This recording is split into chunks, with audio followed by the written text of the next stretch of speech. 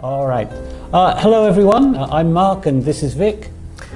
All right, hello everyone, and today we're going to be talking about the Osaka World Expo and also expos in general. Okay, so I'm going to be asking Mark a few questions here. Right. And he's going to be telling us some interesting answers and giving us some interesting information. I hope it's going to be interesting. So, first of all, I'd like to start by asking you some of the basics. And can you explain to us the basic concept behind the World Expo? Okay, so I think there are 3 points really. So it's about cohesion and communication. So what we're talking about is we're talking about bringing people from all over the world together and to interact with the exhibits and to interact with each other. Also, it's being considered as a showcase for culture, nature, and particularly technology. And finally, there's an expectation of a financial ripple effect. Like, for example, Osaka is estimated to bring in maybe 3 trillion yen. Okay, now expos are generally known as trying to show new technologies. Oh, very much so. So let's go back into history. So can you tell me about some of the innovations, some of the new inventions that were introduced in World Expos, especially going back to the very beginning? Yes, good. Well, let's go to the very first World Expo in Crystal Palace, that's London. And interestingly enough, it was a fax machine. It was invented in 1843. Okay, and originally it was called the Alexander Bain Electric Printing Machine, which is not really catchy. And in fact, these fax machines didn't catch on until the 1960s when Xerox produced the first commercialized fax machine. And so what about some other innovations that were introduced later on? Okay, I recently had a medical checkup, and what I noticed was that they of course use X-ray machines. And so I thought I'd have a look up and see if when the first one was exhibited, and it was 1904 in St. Louis, the US. They'd actually been discovered about 10 years earlier in 1895. And of course, this was a scientific bombshell. It excited scientists and the general population. And of course, it's used in medical facilities all across the world today. So another one, I think I'd like to go back to the electric car. Now, electric cars are all the rage, but the first one was actually more than 100 actually, it was a century and a quarter ago, in 1900 in the Paris Expo. And it was actually shown by the Porsche brothers, the famous car makers. And that was the start. There had been one built in the 1830s. It was a prototype. And why it was only a prototype just showed that the idea was feasible, was because you couldn't recharge the batteries. So not really much use. So electric cars are not as new as we think. Oh, no, absolutely not. Now we come to Japan, 1970 World Expo in Osaka, once more. It was known as the Dream Telephone, and there was quite a lot of footage of people chatting on these mobile phones. I mean, they were quite big and boxy. I mean, they weren't like our stuff now. And actually, because they filmed this and it was broadcast all over the world, it kind of got very, very popular. I see. Now, I think we'll come to food. And the hamburger. Now, this was seen at the 1904 St. Louis Expo. Now, there's a myth that this was the first time, but it had been invented or had been put together decades earlier. But it did become famous because millions of visitors tried them, and they told their friends about this kind of new food. So there was that. Okay. And then, of course, the most well-known accompaniment to the hamburger is tomato ketchup, and that was shown at the 1876 Philadelphia World Expo, and it was actually shown by very famous brand Heinz. So J.H. Heinz, so his exhibition was actually on the second floor and very few people were going. So what he did was at the bottom of the steps he just had loads of what were really kind of luggage tags, and the luggage tags had some brass foil, so it glittered like gold.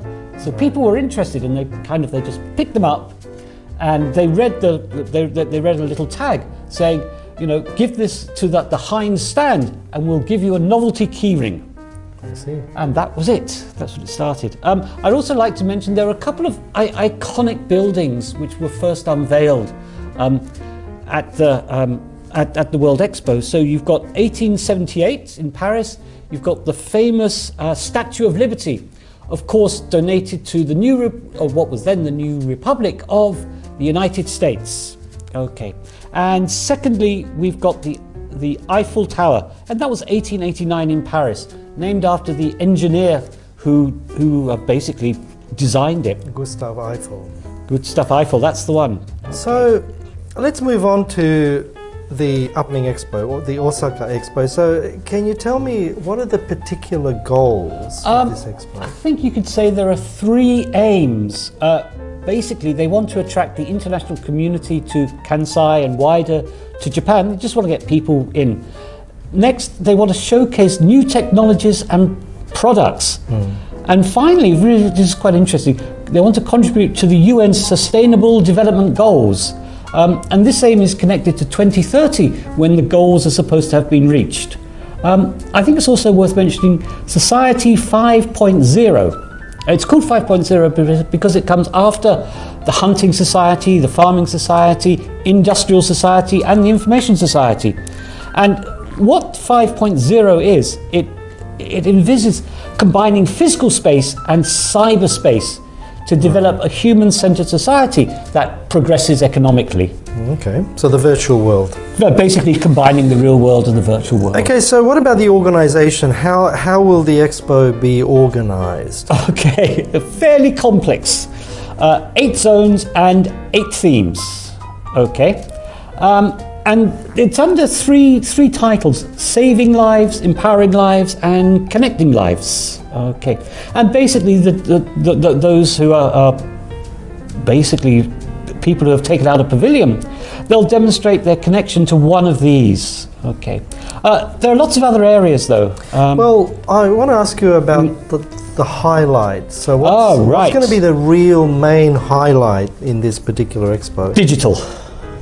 Yep, Okay. it saturates the expo. There's payment apps, there's machine translation.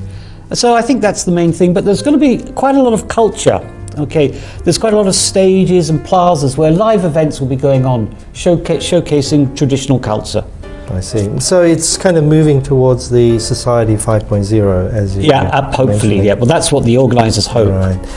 So how successful do you think this particular expo will be? Oh, that is a jolly good question. Well, the Tokyo Olympics was very successful.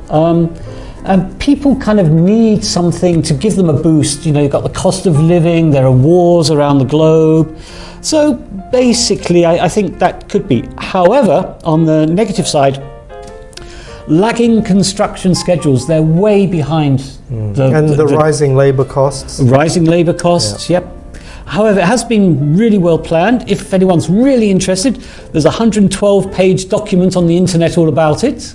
So this is just an encapsulation. Yeah. So once the expo is over, good question. I believe it's on a very large site. Yep. So what will happen to this site after the expo is finished? Well, interestingly enough, so last year the organisers called for proposals about how to utilise the site after. They were submitted last year, but I haven't found out any details. Nothing's been finalised. And now, Vic, time for me to ask you a question, I think. Yeah, sure, fire away. What do you think is the future for World Expos? Well, I have very, very mixed opinions about this. I believe the original purpose of expos was to bring the world to a city or to a country, and this was a time when international travel was very, very limited. Very, very few people had the chance to travel overseas.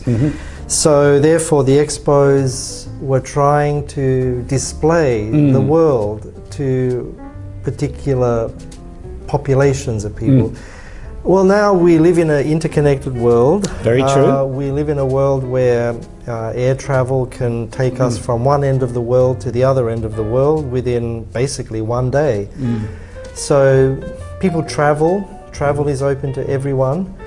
So I believe the original function of expos has changed. So I agree. From a positive point of view, I guess it's just another chance to have something positive happen, like the Olympic Games. Yeah. So I think these sorts of events are quite important for a country to have something to aim for or to aspire to, and also history. Yep. I mean, it's interesting you should mention digital, because actually Osaka is also going to have a digital platform. So there may not be any reason for people to go, as you say. So people will be able to visit the expo virtually, exactly right. Which is kind of going back to the Society 5.0, where we're going to be living in a virtual world. Indeed. All right, well, it's been very interesting. Certainly I've learnt a lot of things from you today. And, okay. Hope you have learnt a lot as well. Yep. And please, attend the expo if you can. Yep, and please, of course, do take a look at our other Simul Academy YouTube videos. I don't know how many we've got now. We must have. It's gradually building. It is building. All right, everyone. Well, thank you very much for your time. Thank you very much. And hopefully this was quite interesting for you. Thank you. Thank you.